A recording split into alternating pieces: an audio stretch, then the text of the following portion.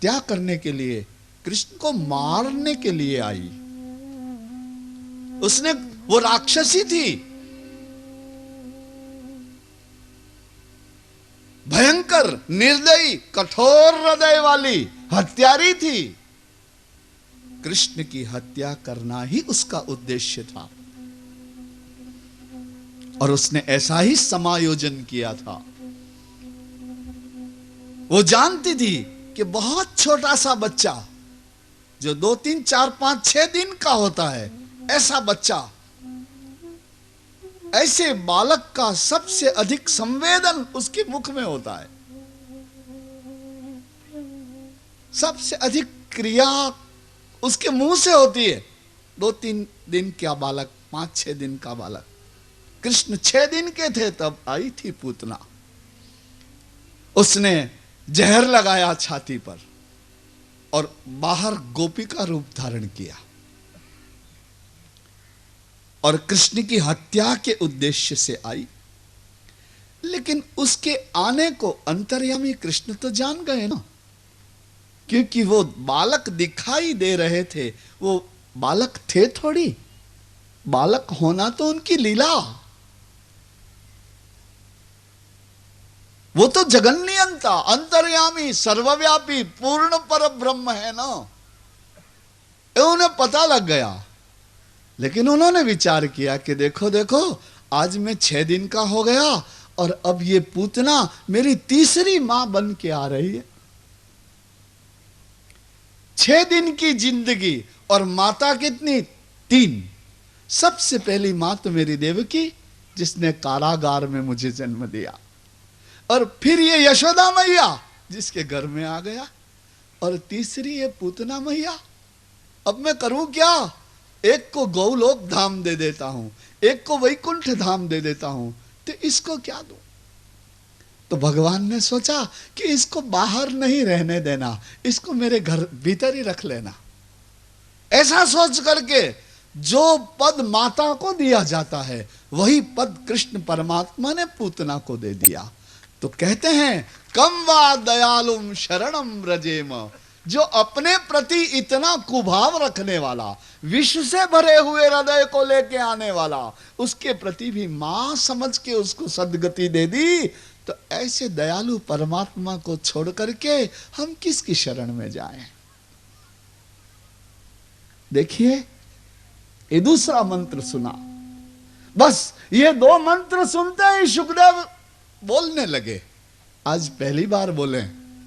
उन्होंने कहा कि और सुनाओ, ये मंत्र बड़े मधुर हैं, और सुनाओ। उन शिष्यों की आंखों में आंसू आ गए। उन्होंने कहा कि देखो, अगर ये मंत्र सुनने हैं तो सरस्वती नदी के किनारे अपने पिता वेदव्यास के पास जाइए। ऐसे 18,000 हैं दूसरे, तो वहीं गंगा किनारे से दौड़े और सरस्वती नदी के किनारे आ गए। उस बूढ़े व्यास जी की आंखों में आंसू भर आए कि अरे, एक दिन यह प्रकट हुआ था मेरा पुत्र, मैं इसके पीछे पीछे दौड़ा था, ये वापस नहीं आया, मैं इसे नहीं बुला सका, लेकिन भगवत गुणानुवाद इसे बुला लाए।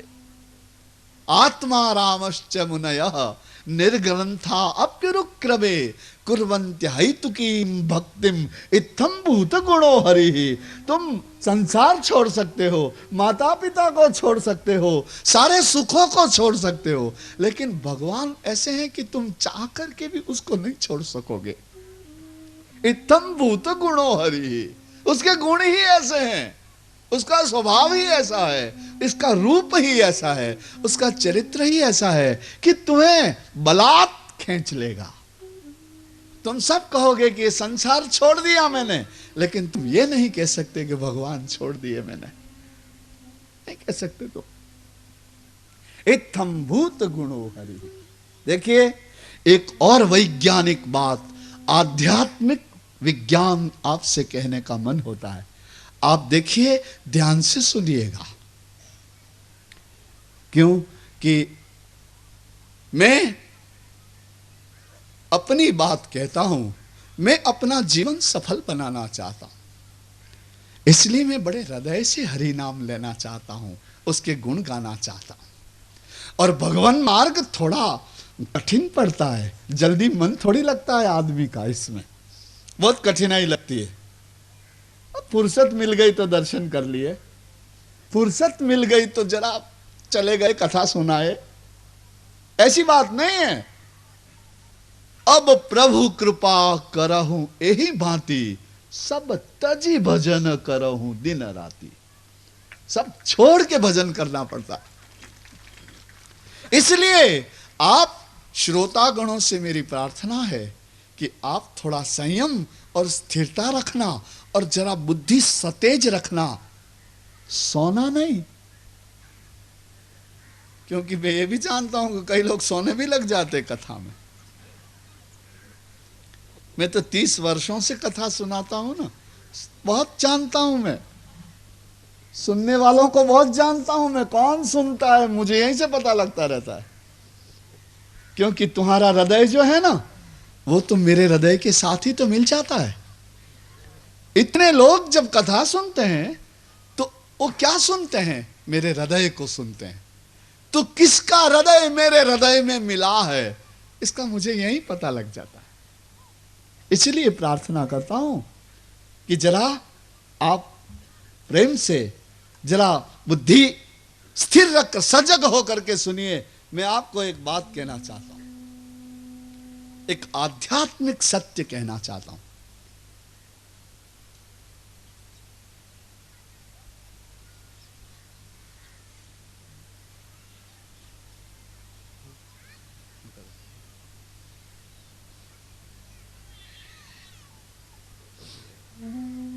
देखिए, हमें हमारी सुई से भी प्यार हो जाता है, हमारे कपड़े उसमें भी हमारी ममता हो जाती, हमारे आभूषण उसमें भी, हमारा घर, हमारा परिवार, हमें सब प्यारा लगता है। सब कुछ अपना लगता है। अपने माँ बाप प्यारे लगते हैं, अपने पति पत्नी प्यारे लगते हैं, अपने बच्चे प्यारे लगते हैं, अपना घर हमें प्यारा लगता है, अपने वस्त्र प्यारे लगते हैं, अपनी वस्तुएं प्यारी लगती हैं, हमें हमारा देश प्यारा लगता है, हमें बहुत अपना जो जिसे हम समझते हैं वो हमें प्यारा लगता है। लेकिन इस मनुष्य को वेद शास्त्र इतना उपदेश करते हैं, संत इतना उपदेश करते हैं, इस मनुष्य को भगवान से क्यों प्रेम नहीं होता? नाशवान वस्तुओं से प्रेम हो जाता है, भगवान से क्यों प्रेम नहीं होता? भगवान क्यों प्यारा नहीं लगता? अपने दिल पर हाथ रख के कहो कि क्या तुम्हें तुम्हारा पुत्र ज्यादा प्यारा है कि क्या भगवान ज्यादा प्यारा है? बोलो जी। बड़ा कठिन प्रश्न है मेरा। क्या अगर तुम्हें भगवान मिलता है तो तुम पुत्र छोड़ सकते हो? फंस जाओगे, इसलिए चुप ही रहो, वही अच्छा है। प्रश्न यह है कि तुम्हें नाशवान वस्तुओं से इतना प्यार हो जाता है, इन परिवार के इन लौकिक संबंधों से इतना प्यार हो जाता है, तो फिर ये धर्म ग्रंथ, ये पुराण वेद, ये संतों की वाणी, ये तुकाराम के अभंग, ये ज्ञानेश्वरी इतना गाती है भगवान को, फिर भी इस मनुष्य को प्रेम क्यों नहीं होता भगवान से? इसका कारण क्या है? इसका कारण यह है कि मनुष्य भगवान के सौंदर्य को और भगवान के स्वभाव को नहीं जानता। क्योंकि तुमको जब कभी किसी से प्रेम होता है तो दो कारण से होता है, एक तो सुंदरता से होता है और एक स्वभाव से होता है। कोई अत्यंत सुंदर वस्तु देख करके तुम्हारा मन मोहित हो जाता है, ये बहुत अच्छी, मुझे मिलना चाहिए, मैं खरीद लाऊंगा, ये मेरे घर में भी रखूंगा। सौंदर्य तुम्हारे हृदय को खींच लेता है। और कोई अच्छे स्वभाव का होता है तो वो भी तुम्हारे हृदय को खींच लेता है कि भाई उसका स्वभाव बड़ा सुंदर है। तो हमें भगवान से प्रेम इसलिए नहीं होता कि हम भगवान के रूप को नहीं जानते, उसके सौंदर्य को नहीं जानते, उसकी सत्ता को नहीं जानते। और हमको इसलिए भगवान से प्रेम नहीं होता क्योंकि हम भगवान के हृदय को नहीं जानते, उसका स्वभाव कैसा है ये नहीं जानते। तो कोई बात नहीं, यह कथा है ही इसलिए कि आप उसके स्वभाव को जान लें और आप उसके रूप को जान लें।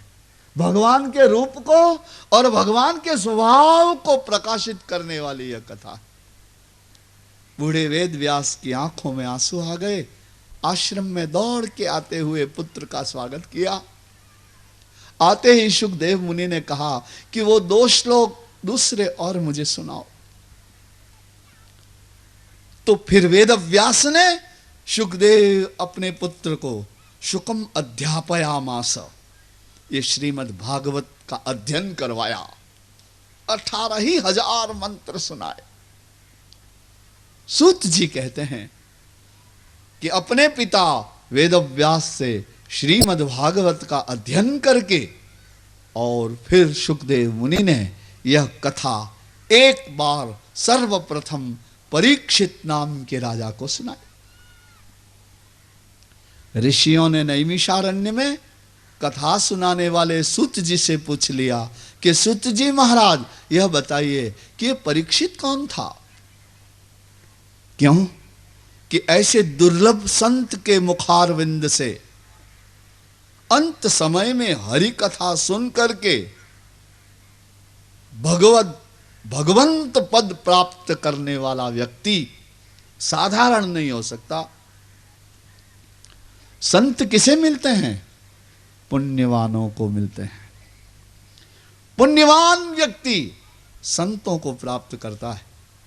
तो ऐसे महान संत जो माता के गर्भ में ही वैरागी थे, माता के गर्भ में ही भजन किया करते थे, माता के गर्भ में ही भगवत दर्शन का संकल्प था, भगवत सन्निधि प्राप्त थी, जन्म लेते ही वैराग्यवान, त्यागी, ब्रह्मनिष्ठ, आत्मानंद के भोगी और अपने पिता वेदव्यास भगवान के मुख से श्रीमद् भागवत का अध्ययन करने वाले ऐसे महान निरपेक्ष ऐसे संत अनायास परीक्षित को मिल गए मृत्यु काल के पहले। और निरपेक्ष भाव से हरि कथा सुनाई। और जिसकी मृत्यु निश्चित हो गई थी, ऐसे परीक्षित कथा सुन करके परम पद भगवंत पद को प्राप्त हो गए। तो आप बताइए परीक्षित कौन थे, उनका कुल क्या था, उनका चरित्र क्या था। सूत जी इन ऋषियों के प्रश्नों को सुन करके इस तरह परीक्षित के विषय में बताने लगे।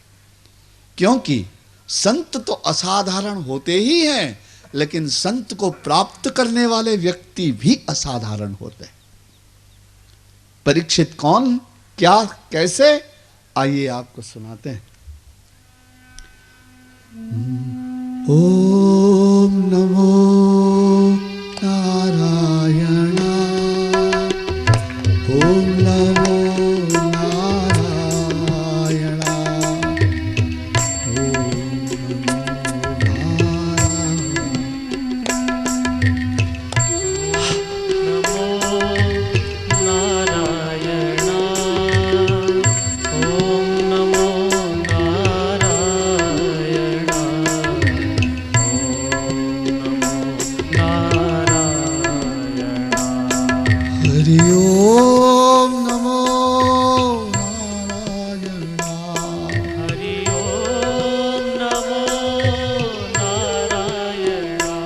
हरि ओम नमो नारायण,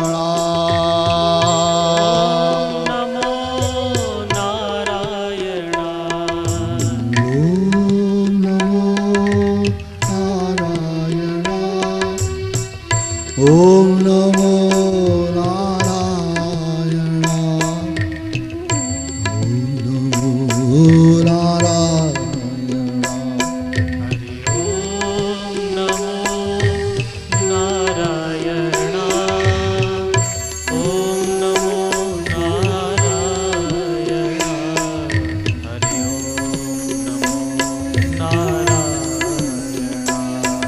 हरि ओम नमो नारायण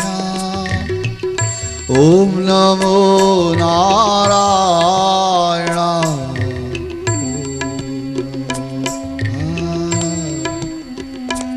हरि ओम नमो नारायण ओम नमो नारायण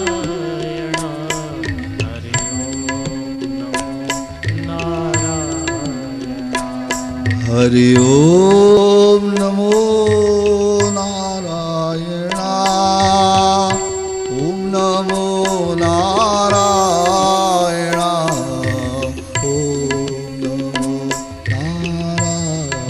हरि ओम नमो नारायण ओम नमो नारायण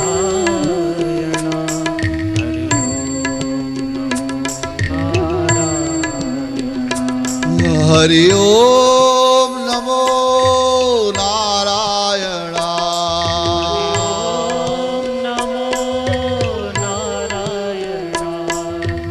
ओम नमो नारायण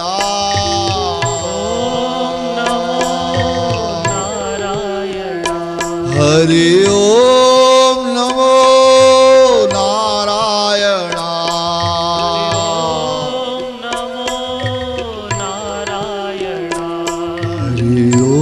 ओम नमो नारायण ओम नमो नारायण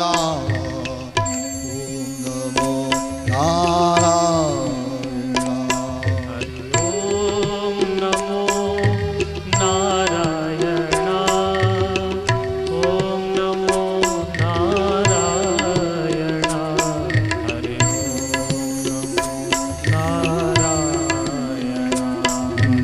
ओम नमो नारायण ओम नमो नारायण ओम नमो नारायण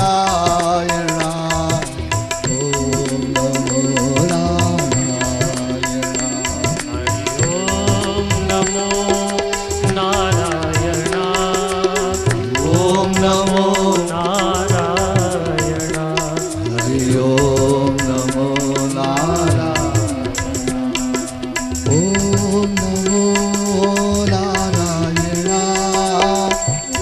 नमो नारायण ओम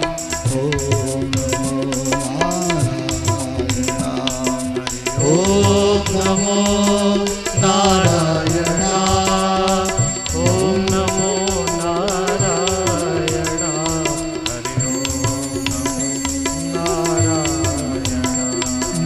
ओम नमो नारायण हरि ओम नमो नारायण हरि ओम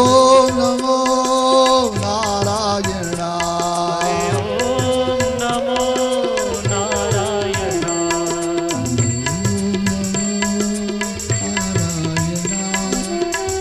ओम नमो नारायण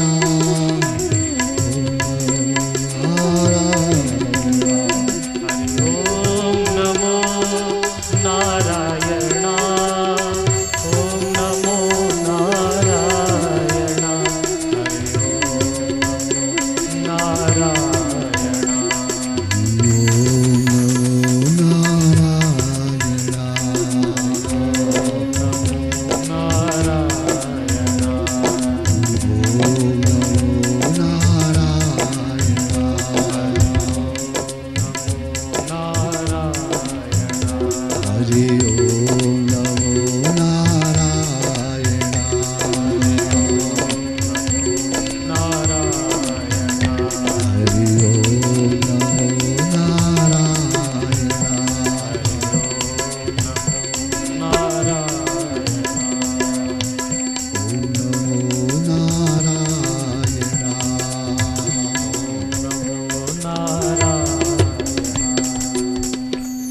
कृष्णचंद्र भगवान की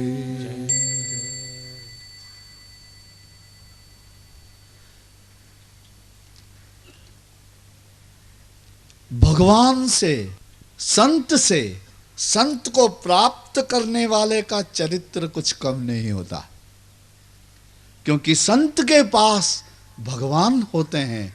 संत को प्राप्त करने वाले के पास सत्कर्म और पुण्य होते हैं, क्योंकि पुण्य के बिना तो संत मिलते ही नहीं।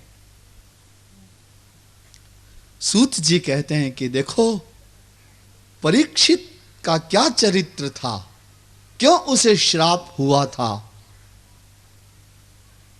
मैं तुम्हें सुनाता हूं।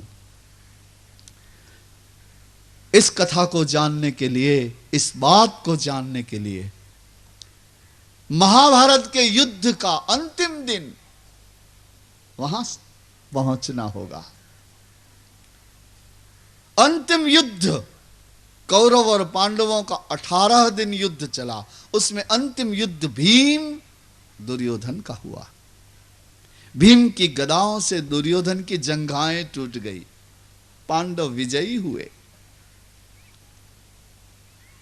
18वें दिन रात्रि को अपने शिविर में सो रहे पांडव और दुर्योधन घायल होकर के उधर युद्ध भूमि में पड़ा हुआ, उसकी जंघाएं टूटी हुई। आज उसके पास कोई भी नहीं, 100 भाई थे उसके, राजपुत्र था वह, ज्येष्ठ राजकुमार। आज उसके पास कोई नहीं। उसी समय रात के अंधकार में उसको पदचाप सुनाई दिए।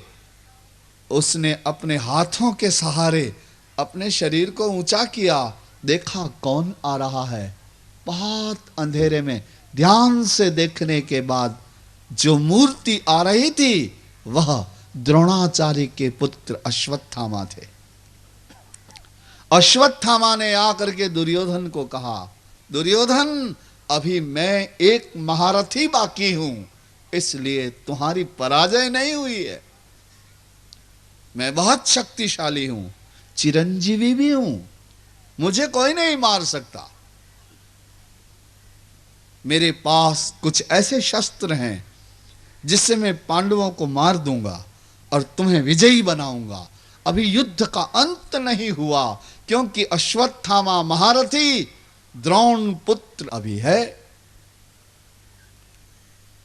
दुर्योधन को बड़ा आश्चर्य हुआ कि जो काम तुम्हारे पिता न कर सके, जो काम भीष्म पितामह गंगापुत्र न कर सके, महारथी कर्ण न कर सके, 18 अक्षौहिणी सेना न कर सकी, मैं स्वयं जो कार्य न कर सका वह अकेले तुम करोगे। बोले हां करूंगा, सब प्रमाण सवेरे देखना, 5 ही पांडवों के मस्तक लेता आऊंगा,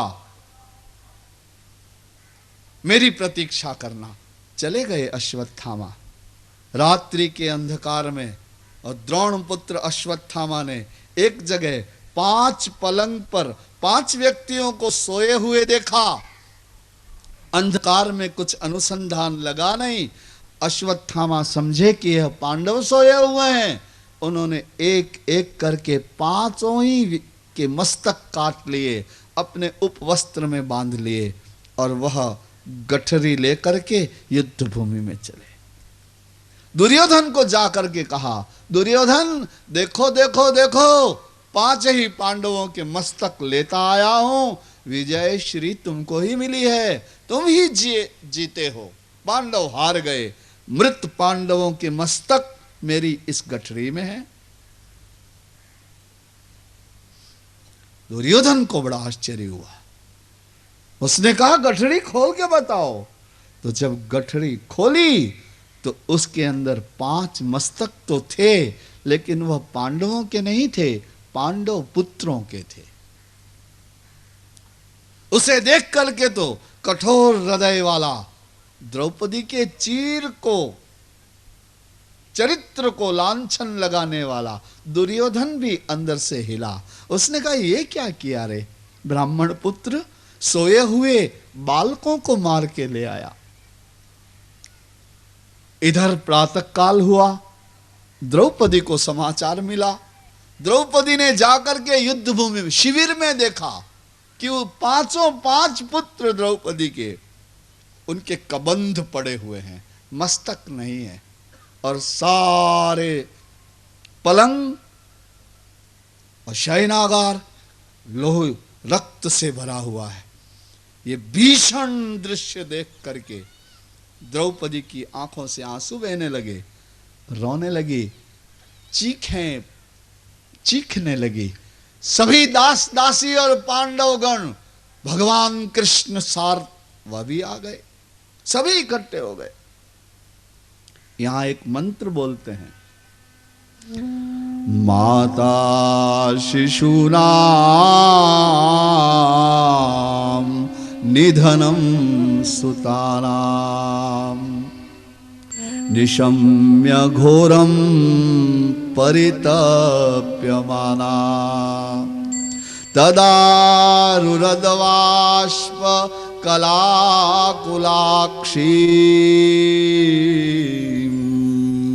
ताम सांत्वयन्नाह किरीटमाली। जिसके बाल बिखरे हुए हैं, जिसके आंखों के आंसुओं से उसकी छाती के वस्त्र भीज गए हैं, ऐसी कातर और करुण चीखती हुई जो रो रही है, ऐसी द्रौपदी को अर्जुन ने आश्वासन दिया, अरे पांचाली, तुम क्षत्रिय पत्नी हो और यह युद्ध है। युद्ध हमेशा ही निर्मम होता है, निर्दय होता है। युद्ध का परिणाम जो भी हो स्वीकार करना होता है। लेकिन मैं प्रतिज्ञा करता हूं, जिसने तुम्हारे पुत्रों की हत्या की है उसे अभी लाता तुम्हारे शरण में, अभी लेके आता। ऐसा कहकर कृष्ण परमात्मा के साथ रथ पर बैठे अर्जुन गांडीव ले लिया और रथ को चलाया कृष्ण सारथी कृष्ण वासुदेव ने। श्रीमद् भागवत में सर्वप्रथम दर्शन कृष्ण परमात्मा के यही प्रथम स्कंध के इसी अध्याय में होते हैं। वे कहां दिखाई दे रहे हैं? अर्जुन के रथ की डोरियां पकड़ के दिखाई दे रहे हैं। ये पहले दर्शन है कृष्ण के। वहीं ले गए जहां अश्वत्थामा मिले। आगे बहुत कथा, बड़ा युद्ध हुआ अश्वत्थामा के साथ, ब्रह्मास्त्र के प्रयोग भी हुए। लेकिन इस जगत में विजयी वही होता है जिसके पक्ष में सत्य होता है, भगवंत होता है। चिरंजीवी अश्वत्थामा पराजित हुए और उन्हें पशु को जैसे बांधा जाता है उस तरह से बांध करके लटका दिया रथ के पीछे और लेकर के चले आए। पराजित हारे हुए शत्रु को बांध दिया रथ से और चले आए शिविर में, कुरुक्षेत्र में। देखिए यहां पर द्रौपदी का चरित्र भी है।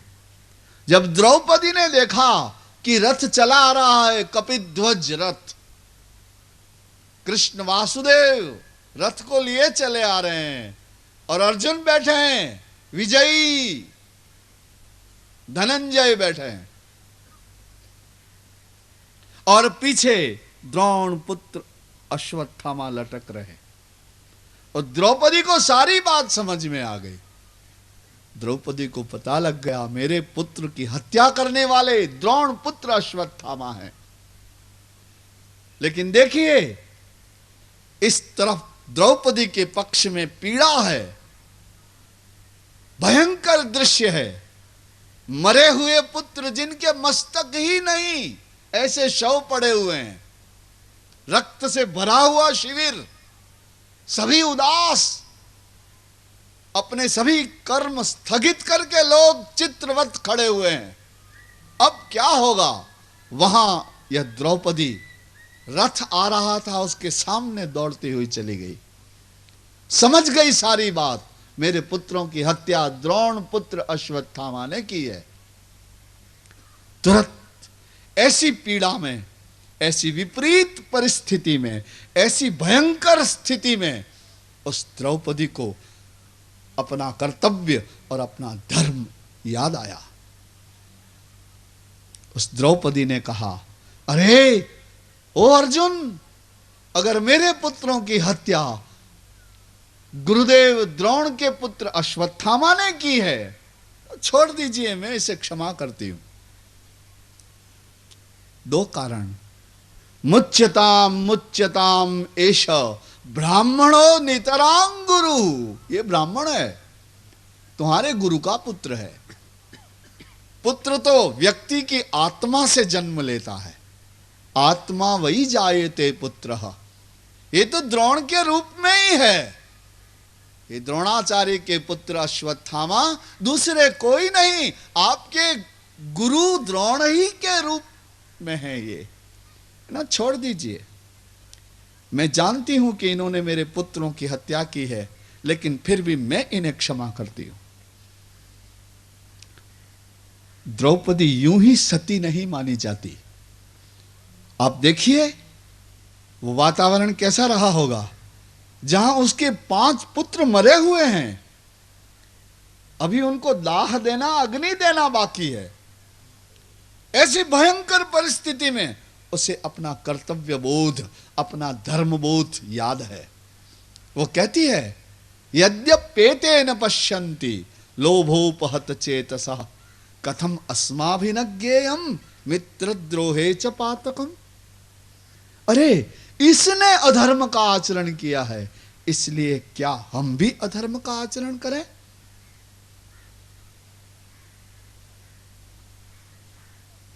इन्होंने अपने ब्राह्मणत्व को कलंकित किया है, युद्ध की मर्यादाओं को कलंकित किया है, धर्म युद्ध के नियम को भंग किया है, सोए हुए अबोध पुत्रों की हत्या कर दी है।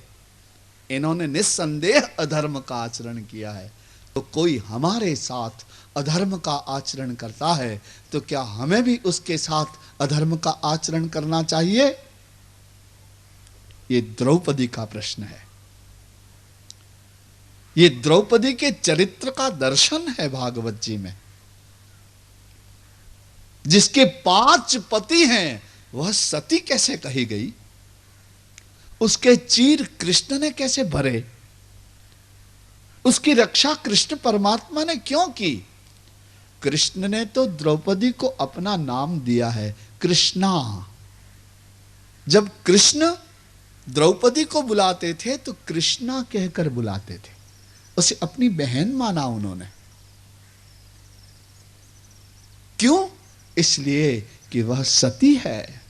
संत वही होता है, सती वही होती है जिसमें सत्व होता है, सत्य होता है, दृढ़ता होती है, धर्म होता है, कर्तव्यशीलता होती है और चरित्र होता है। कोई यूं ही थोड़ी सती हो जाती है, कोई यूं ही थोड़ी संत हो जाता। अनेक जन्मों की साधना के परिणाम रूप मन तैयार होता है। मन के संकल्प विकल्प विशुद्ध हो जाते हैं, बुद्धि शुद्ध हो जाती है, तब व्यक्ति संत बनता है, सत्व खिलता है उसमें।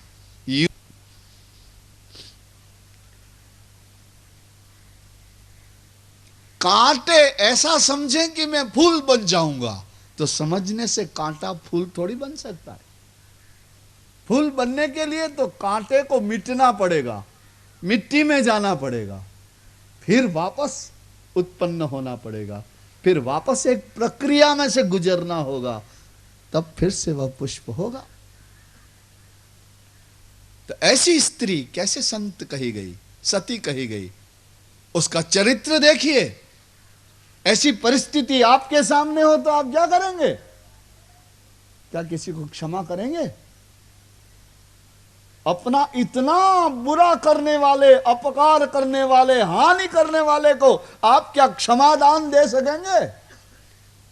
क्योंकि क्षमा वीरस्य भूषणम। क्षमा साधारण व्यक्ति का काम नहीं है। क्षमाशील होने के लिए बहुत बड़ा हृदय चाहिए। उस द्रौपदी का हृदय देखिए, वो कहती है मुच्यताम मुच्यताम एष ब्राह्मणो नितरां गुरु। इसको क्षमा कर दो। क्यों? कि यह ब्राह्मण है। और एक दूसरी बात और कहती है द्रौपदी। वो ये कहती है कि देखो, आज मेरे 5 पुत्र मरे पड़े हैं और मैं कैसी रो रही हूं, मेरा हृदय कितना पीड़ित है। जो तुम इसे मार डालोगे, इस अश्वत्थामा को दंडित करोगे, तो इसकी माता कृपी, द्रोणाचार्य की पत्नी, उसे भी वैसा ही दुख होगा जैसा अभी मुझे हो रहा है।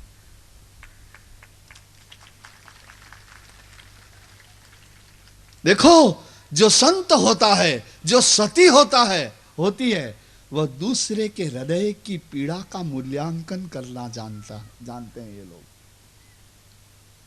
तुम तो अपने आप को ही देखने में डूबे हुए हो, अपने दुखों में से ही ऊपर आ नहीं रहे। दूसरों का दुख क्या देखोगे? दूसरों का दुख देखने के लिए काजल अलग चाहिए, आंखें दूसरी चाहिए, हृदय दूसरा चाहिए। वो एक महान हृदय होता है, वो एक विशाल आंखें होती हैं जो दूसरे के हृदय की पीड़ा को देख पाती है। क्या कह रही है वह? कि मैं नहीं चाहती कि मैं मां होकर के आज जितनी पीड़ित हूं, ऐसी पीड़ित कोई दूसरी मां हो जाए, और वो अश्वत्थामा की मां हो, द्रोण पत्नी हो, जो तुम्हारे गुरु, जिन्होंने तुम्हें ऐसा श्रेष्ठ धनुर्धर बनाया, ऐसा सम्मानित किया, तुम्हें इतना विभूषित किया अपनी विद्या से, वो विद्या के दाता, तुम्हें महान वीर बनाने वाले उस अश्वत्थामा, उस द्रोणाचार्य की पत्नी, अश्वत्थामा के मर जाने से उसे वैसा ही दुख होगा जैसे इस समय मुझे दुख हो रहा है। मैं नहीं चाहती ऐसा किसी को दुख हो, इसलिए इसे छोड़ दीजिए। ये द्रौपदी है। यहां ये द्रौपदी का चरित्र किसे कहते हैं? जो आचरण किया जाए। वह आचरण कैसे कौन करता है? व्यक्ति क्या होता है? जैसा उसका हृदय होता है। तो यहां आपने द्रौपदी के हृदय को देखा, इसलिए वह कृष्ण द्वारा सम्मानित हुई। वह 5 पति होते हुए भी इसीलिए सतियों में उसकी गणना हो सकी, क्योंकि उसका हृदय ऐसा श्रेष्ठ था, ऐसा विशाल था कि अपना अपकार करने वाले, अपने को पीड़ा देने वाले को भी क्षमा करना जानती थी, इसलिए वह सती थी। द्रौपदी के कहने से अर्जुन ने अश्वत्थामा के बंधन खोल दिए। सभी के बीच में, महारथियों के बीच में मस्तक नीचे करके अश्वत्थामा खड़े। भीम ने कहा कि कोई निर्णय करने की जरूरत नहीं है, मुझे ही दे दीजिए, मैं सब कर लूंगा। अब इस अश्वत्थामा का क्या करें, यह प्रश्न हुआ। भीम ने कहा मुझे दे दो। द्रौपदी ने कहा माफ कर दो, छोड़ दो, गुरुपुत्र है, इसके अपराध को क्षमा कर दो। युधिष्ठिर जी कुछ नहीं बोले। अर्जुन कृष्ण का मुंह देखने लगे, क्योंकि उनकी तो प्रतिज्ञा थी ना, करिष्ये वचनम तवा, मेरे हरि तुम जो कहोगे मैं वही करूंगा। अर्जुन की इस मौन भाषा को अंतर्यामी श्री कृष्ण परमात्मा ने सुन लिया। उन्होंने ऐसा कहा कि देखो, ब्रह्म बंधुर न हंतव्य आतताई वधारहण। ब्राह्मण की तो हत्या नहीं करनी चाहिए, लेकिन आतताई को मारना पाप नहीं। मेरे दोनों ही अनुशासन रह जाएं, ऐसा करो। इस गूढ़ बात को कौन जाने, क्योंकि यह ब्रह्म बंधु भी है, ब्राह्मण पुत्र भी है और आतताई भी है। नींद में सोए हुए अबोध बालकों की हत्या करने वाला ही तो आतताई होता है। तो मेरे ये दोनों ही अनुशासन रह जाएं, ऐसा कुछ करो। तो भगवान की इस गूढ़ वाणी को कोई भी नहीं समझ सका, लेकिन अर्जुन समझ गए। उन्होंने क्या किया कि उसके माथे में एक मणि थी, वो मणि निकाल ली, उसे अपमानित करके निकाल दिया, श्रीहीन बना के निकाल दिया। क्योंकि अपमान से बड़ी कोई हत्या हो ही नहीं सकती। हत्या से भी बड़ा दंड अपमान है, क्योंकि अपमान सहन नहीं होता। इस तरह अश्वत्थामा को निकाल दिया। उसके बाद में सभी कुछ अंतिम क्रियाएं की, इन बालकों की, मरे हुए बालकों की अंतिम क्रियाएं करके, और सभी ने स्नान किया। स्नान करके पवित्र होकर के भगवान कृष्ण के साथ पांडव और सेना और स्त्रियां सभी के सभी हस्तिनापुर में आए। हस्तिनापुर में धृतराष्ट्र और गांधारी थे, पदभ्रष्ट। तो वहां पर कृष्ण परमात्मा ने युधिष्ठिर का अभिषेक किया। धर्मराज युधिष्ठिर को हस्तिनापुर के राज सिंहासन पर बिठा दिया। कृष्ण के जीवन का उद्देश्य पूर्ण हुआ। धर्म संस्थापनार्थाय, उन्होंने धर्म का संस्थापन कर दिया। अंधे और अधर्म का साथ देने वाले शासक को सिंहासन से उतार दिया, और प्रजा और सिंहासन धर्मराज युधिष्ठिर को के हाथों में दे दिया। धर्म की स्थापना कर दी। कृष्ण के जीवन का उद्देश्य पूरा हुआ। धर्मराज युधिष्ठिर हस्तिनापुर के राजा बन गए। कुछ दिन कृष्ण परमात्मा वहीं रहे, और फिर उन्होंने पांडवों को कहा, कुंती को कहा, द्रौपदी को कहा, अरे अब मुझे द्वारिका जाने दीजिए। सब कुछ कर्म पूरा हो गया, युद्ध पूर्ण हो गया, हम सफल हुए, धर्मराज राज सिंहासन पर प्रतिष्ठित हो गए। अब मुझे द्वारिका जाने दीजिए। मुझे वसुदेव के दर्शन करने, मुझे देवकी के दर्शन करने हैं। मेरी 16,108 रानियां मेरे दर्शन को व्याकुल हैं। मेरी द्वारिका, मेरे मित्रगण, मुझे द्वारिका जाना है। पांडवों की इच्छा नहीं थी। अपने प्रियतम को छोड़ने की किसकी इच्छा होती? पांडवों की इच्छा नहीं थी, फिर भी मुहूर्त निकाला गया। शुभ दिन आ गया भगवान के विदा होने का। मंगलमय स्नान किया भगवान ने। राज प्रसाद के नीचे बहुत बड़े आंगन में रथ आकर के खड़ा हुआ। ब्राह्मण वेद मंत्र बोलने लगे, मंगल वाद्यों की ध्वनि होने लगी, प्रजाजन इकट्ठे हो गए प्रभु को विदा देने के लिए। मोर मुकुट धारण करने वाले पीतांबरधारी, निरंतर अपने स्मित से जगत को प्रेम और आनंद का दान देने वाले भगवान कृष्ण पधारे। पांडवों के साथ कुंती भी आई, द्रौपदी भी आई। ब्राह्मणों ने मंगल तिलक किया, भगवान गुरुजनों के चरणों में पड़े, ब्राह्मणों को वंदन किया, रथ में बैठने लगे द्वारिका जाने के लिए। सूत जी कहते हैं उसी समय एक भयंकर चीख ने वातावरण को स्तब्ध बना दिया। वो चीख इतनी भयंकर थी कि मंगल वाद्य भी बंद हो गए, ब्राह्मणों के कंठ मंत्र बोलते बोलते स्तब्ध हो गए, और सुई गिरे तो भी आवाज आए। ऐसी शांति सर्वत्र। एक स्त्री के कंठ से चीखने की, रोने की आवाज आई। इस ध्वनि को सुनकर के जिस दिशा में से यह आवाज आ रही थी उस तरफ सभी ने देखा तो उत्तरा दौड़ती दौड़ती आ रही थी। उत्तरा कौन थी? अर्जुन के पुत्र अभिमन्यु की पत्नी थी वह। आप जानते हैं महाभारत के युद्ध में 7 महारथियों ने मिलकर के अकेले अभिमन्यु को मार दिया था, चक्रव्यूह में फंसा दिया था। उसकी पत्नी थी यह।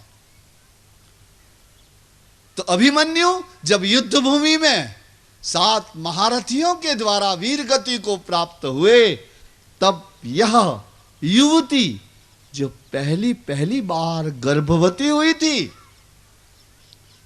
वह विधवा हो गई। उसने अपने सारे आभूषण उतार दिए, अपना कुमकुम स्थगित कर दिया, अपने कंकण अपने आभूषण, अपने रंगीन वस्त्र सब छोड़ करके श्वेत वस्त्र और खुले बाल, ऐसी हो गई युवती।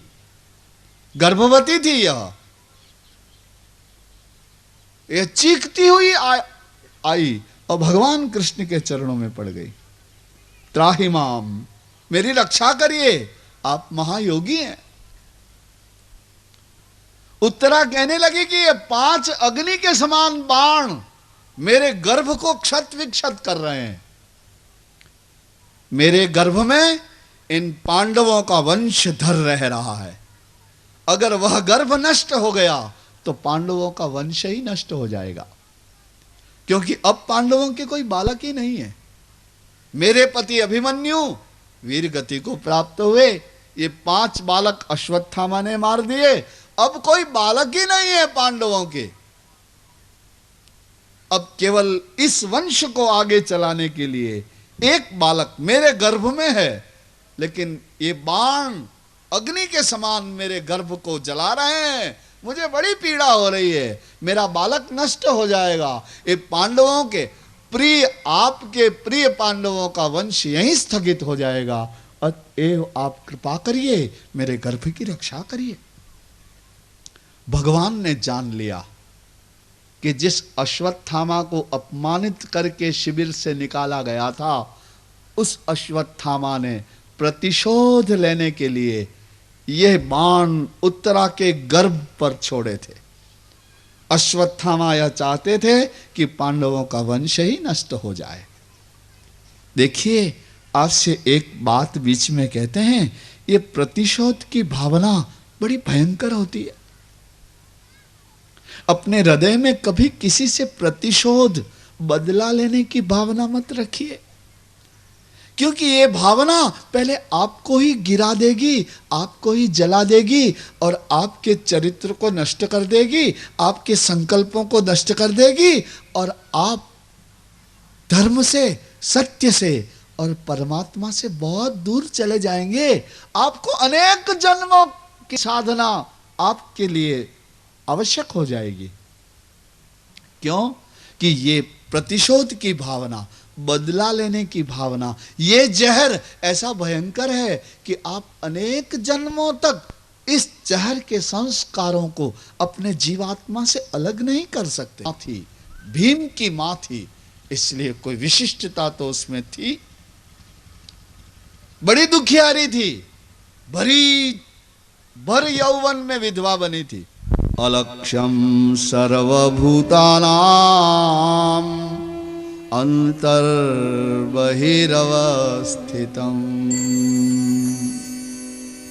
श्रीमद् भागवत की कथा में स्तुतियां बहुत हैं, प्रार्थनाएं बहुत हैं, गीत भी बहुत हैं।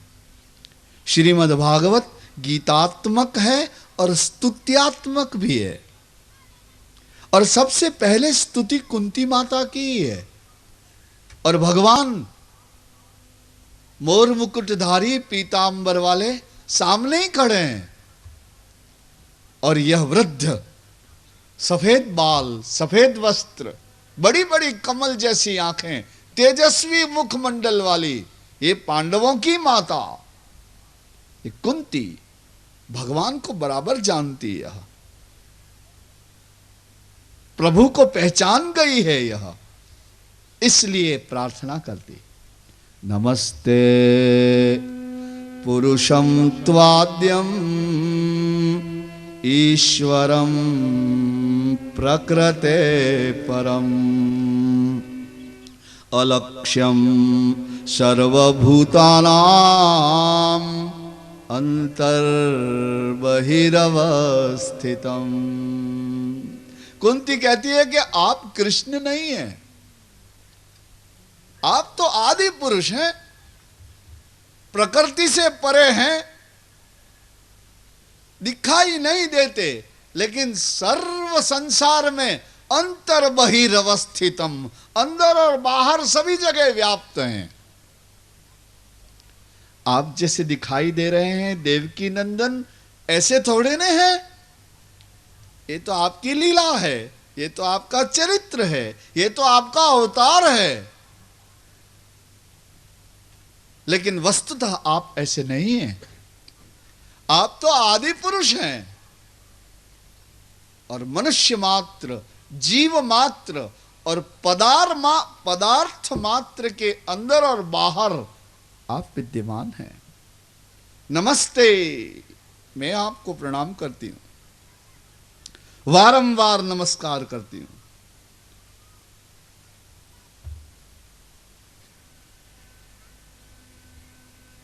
नमस्ते पुरुषं त्वाद्यम् ईश्वरं प्रकृते परम् अलक्ष्यं सर्वभूतानां अन्तर्बहिरवस्थितम्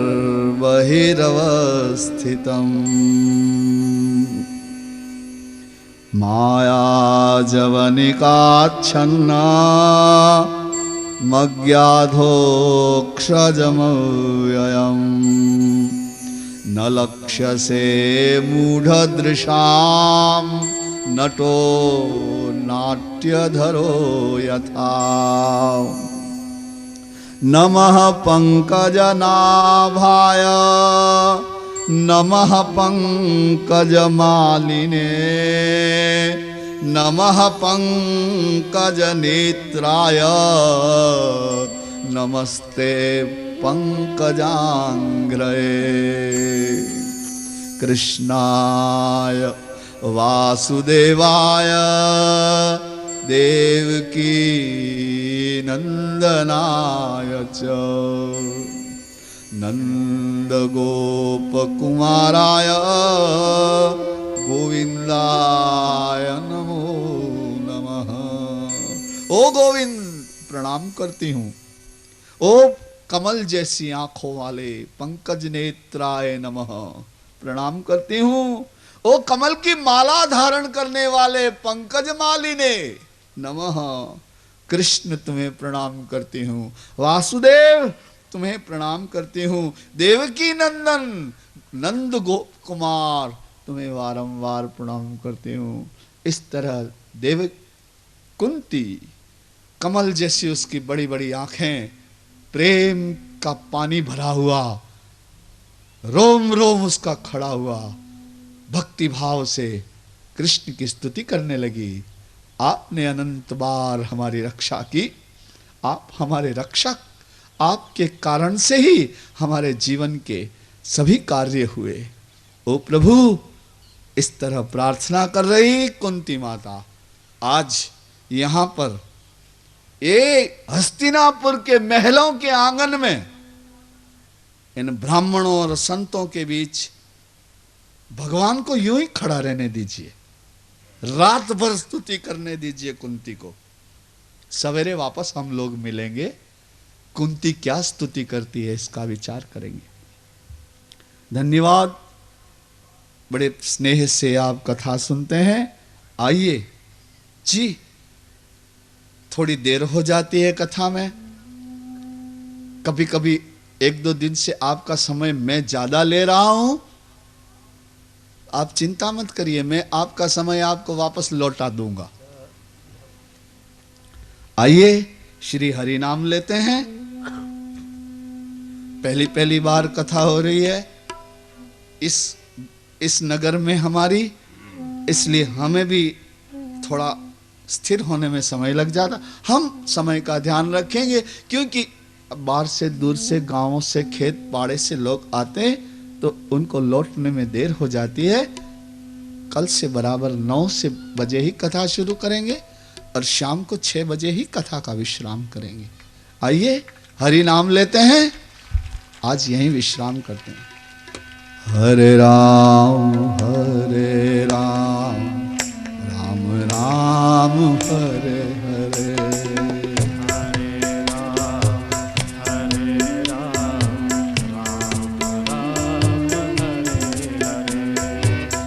हरे कृष्णा कृष्णा हरे हरे, हरे कृष्णा कृष्णा कृष्णा कृष्णा कृष्णा हरे हरे, हरे हरे कृष्णा कृष्णा कृष्णा हरे हरे हरे कृष्णा कृष्णा कृष्णा हरे हरे हरे राम राम राम हरे हरे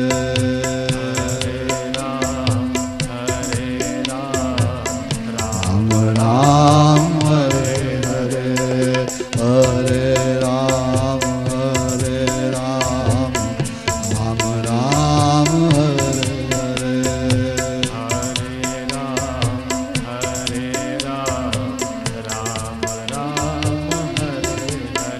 हरे हरे कृष्णा कृष्णा कृष्णा हरे हरे हरे कृष्णा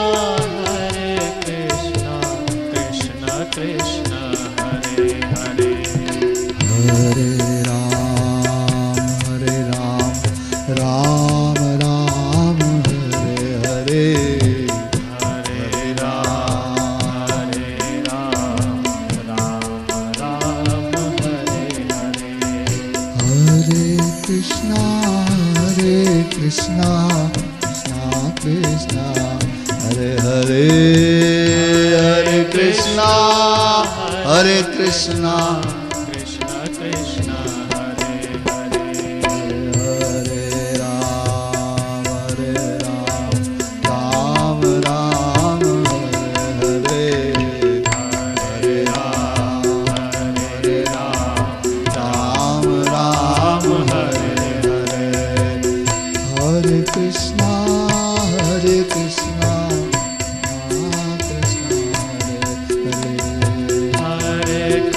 हरे हरे कृष्णा कृष्णा कृष्णा हरे हरे ओ हरे राम राम हरे हरे हरे राम राम हरे हरे हरे कृष्णा कृष्णा कृष्णा हरे हरे हरे कृष्णा कृष्णा कृष्णा हरे हरे हरे कृष्णा कृष्णा कृष्णा हरे हरे कृष्णा कृष्णा कृष्णा हरे हरे ओ वर्धननाथ की जय श्री गिरिराज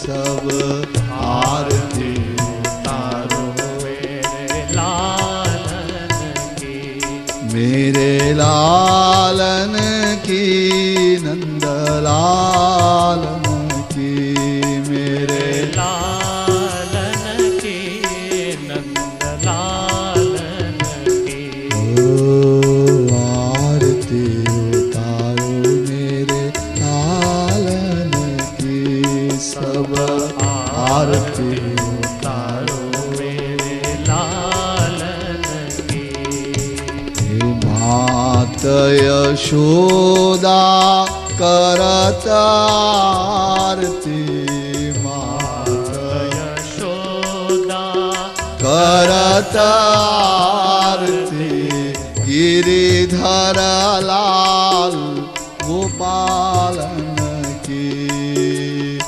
गिरिधर लाल गोपालन की जय आरती मेरे लालन की ओ सब आरती तारो मेरे लालन की हे कंस निकंदन जय जगवंदन कंस निकंदन जय जगवंदन कृष्ण कृपालु दयालन की कृष्ण कृपालु दयाल आरती वो सब आरती